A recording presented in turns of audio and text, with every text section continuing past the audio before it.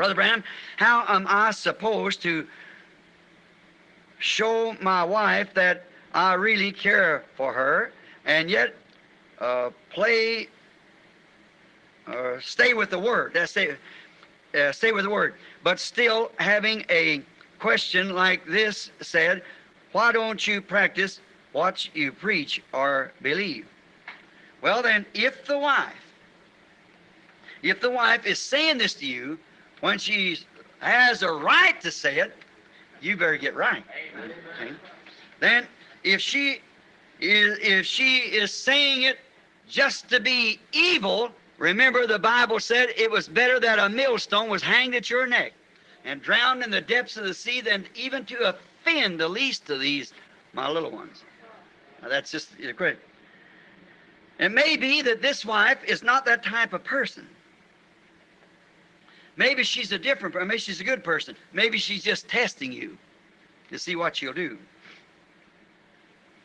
Now, stay in love with her and let her see Jesus in you. You do that, see. You just go on. I give a little illustration this morning about a person.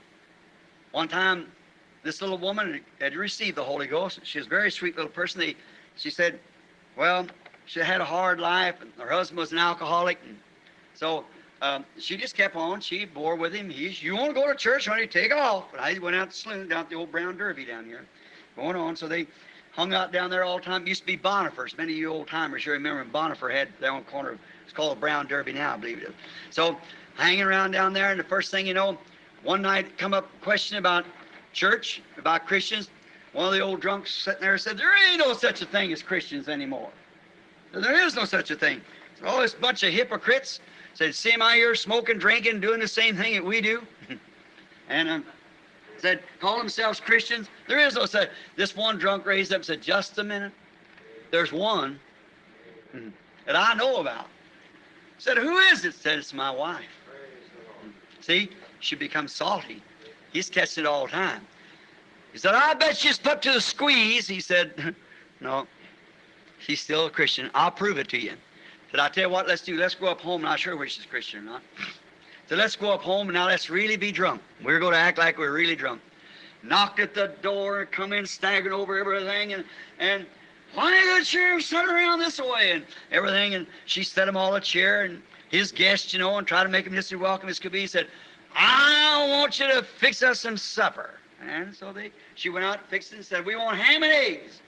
He knew they had it, so they fixed the ham and eggs. When he got there at the table, he looked at him like that, picked up his plate and slammed the stuff on the floor and said, I don't like my eggs like that. Come on, boys, let's get out of here anyhow, like that.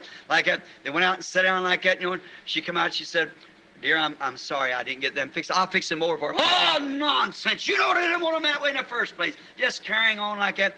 They went out there, sat down, and acted like he was drunk. They heard her in there kind of snubbing to herself, singing real low voice, must Jesus bear the cross alone? All the world will free.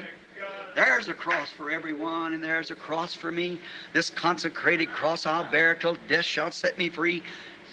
One drunk looked at the other and said, she's a Christian. She's got it.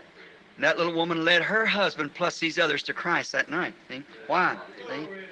Just be real sweet. Just remember, he knows all about it.